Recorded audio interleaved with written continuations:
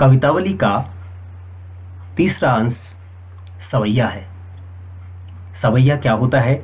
आप लोगों ने बचपन में रसकान के सवैये पढ़े होंगे। मानस हो तो वही रस खान, बसो ब्रज गोकुल गाँव के ग्वालन। इसको भी एक विशेष शैली में पढ़ा जाता है, इसका वाचन किया जाता है। दूत कहो अवधूत कहो, रजपूत कहो जुल्हा कहो को, काहू की बेटी सो बेटा न ब्याह, काहू की जाति बिगार न सो। तुलसी सर नाम गुलाम है राम को, जाको रुचे सो कहे कछुओहू। मांग के खेबु मसीत को सोईबो, लेब को एकु न देव को दो, लेब को एकु न देव को दो। इस प्रकार से इसका वाचन होता है। अब इसके कठिन अंश हैं धूत, यानी त्याग जो करता है, जिसको कहा जाता है। धूर्त भी आया है यहाँ पर इसका अर्थ। अवधूत सन्यासी को कहते हैं। रजपूत राजपूत के लिए आया है। जुल्हा जुलाहे के लिए आया है, जो बुनाई का काम करते हैं, कपड़ा बुनते हैं। को माने कोई, काहू की किसी की, ब्याह ब्याह करना, बिगाड़ बिगाड़ना, सरनाम माने प्रसिद्ध, गुलाम माने दास, जाको माने जिसे, रुचे माने अच्छा लगे, ओ माने और, खैबो माने खाऊंगा, मसीत कोई भी धार्मिक स्थल, मस्जिद भी कह सकते हैं आप, मंदिर भी कह सकते हैं। सोएब सोऊंगा, लेबो लेना, देबे देना, दो माने दोनों। इस सवैये का जो इसकी व्याख्या है वो इस प्रकार है। प्रस्तुत सवैये में तुलसीदास जी ने अपने समय की सामाजिक विषमता की स्थिति का चित्रण करते हुए स्वयं को राम भक्त कहलाने में ही गर्व का अनुभव किया है। कवि तत्कालीन समाज में व्याप्त जातिगत भेदभाव तथा धार्मिक आडंबरों का खंडन करते हुए कहते हैं कि समाज मुझे यानी तुलसीदास जी को धूत कहो, चाहे धूर्त कहे, अवधूत कहो, चाहे पाखंडी सन्यासी कहे, रजपूत कहो, चाहे राजपूत कहे, जुल्हा कहो, को माने चाहे कोई, जुल्हा कहो, जुल्हा यानी कपड़ा बुनने वाला कहे। ऐसा कहने से तुलसीदास जी कहते हैं कि मुझे कोई फर्क नहीं पड़ता। क्यों नहीं पड़ता? काहू की बेटी सो बेटा न ब्याह।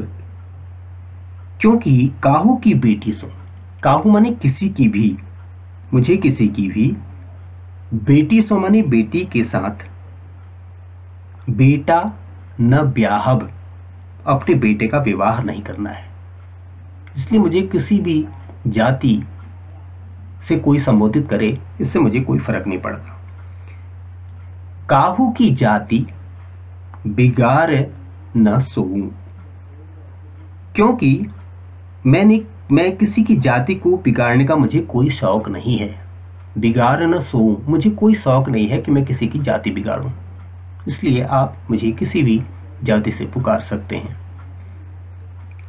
जिसके मन में जो अच्छा जिसको लगता है वह उस नाम से मुझे पुकार सकता है। लेकिन अगर मेरी अपनी बात कही जाए तो मुझे क्या अच्छा लगता है, इसके बारे में तुलसीदास जी कहते हैं, तुलसी सरनाम गुलाम है राम को।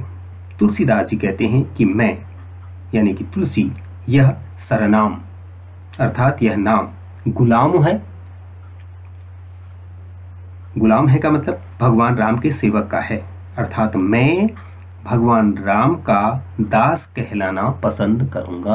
अगर मुझसे पूछा जाए तो मैं किसी जाति से जुड़ना बिल्कुल पसंद नहीं करूंगा। मैं चाहूंगा कि लोग मुझे सरनाम, मेरा नाम गुलाम, दास, भगवान राम का दास, भगवान राम का भक्त कहलाना मैं पसंद करूंगा। इसके अतिरिक्त जाको रुचे सो कहे कछु ओऊ। जाको माने जिसको, मेरे बारे में जिसको जो, रुचे माने अच्छा लगता है, सो वह, कहे कछु ओऊ वो वैसा मेरे लिए कह सकता है, मेरा नाम ले सकता है। इससे मुझे कोई फर्क नहीं पड़ता। क्यों फर्क नहीं पड़ता? क्योंकि मैं एक साधारण जीवन जीता हूं। मैं मांग के खेबू, मैं भिक्षावृत्ति करके अपना जीवन निर्वाह करता हूं। मसीत को सोईबो, मैं मसीत का मतलब मस्जिद या मंदिर या किसी भी धार्मिक स्थल में ही सोकर रात काट लेता हूं। लेबो को एकु, मुझे न किसी से लेना है, न देव को दूं का मतलब, और न ही किसी का देना है। अर्थात समाज में मुझे किसी से कोई लेना देना नहीं है। मुझे तो प्रभु श्री राम जी के चरणों का दास बनकर जीना ही रुचिकर लगता है। इसलिए मैं चाहता हूं कि समाज मुझको तुलसीदास, रामदास, भगवान राम का भक्त, भगवान राम का दास इस नाम से ही जाने और पहचाने, और यही वो उच्चारण भी करे, ये वो चाहते हैं। इस कवितांश में, इस सवैये में विशेष अंश हैं। कवि समाज के आक्षेपों से दुखी है। उसने अपनी राम भक्ति को स्पष्ट किया है। दास भक्ति का भाव चित्रित है। वो दास, भगवान का दास मानते हैं अपने आप को।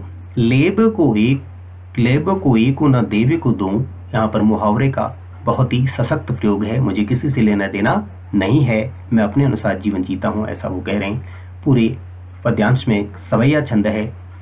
मस्जिद में सोने की बात करके कवि ने उदारता और समरसता का परिचय भी दिया है। मस्जिद कि वो मस्जिद में सोने में भी किसी प्रकार का संकोच नहीं करते। निम्नलिखित में अनुप्रास अलंकार की छटा है। कहो को, काहू की और कहे कछु। इस प्रकार इसके जो प्रश्नोत्तर हैं वो संपूर्ण पाठ की समाप्ति के पश्चात PDF फॉर्मेट में उपलब्ध रहेंगे। धन्यवाद।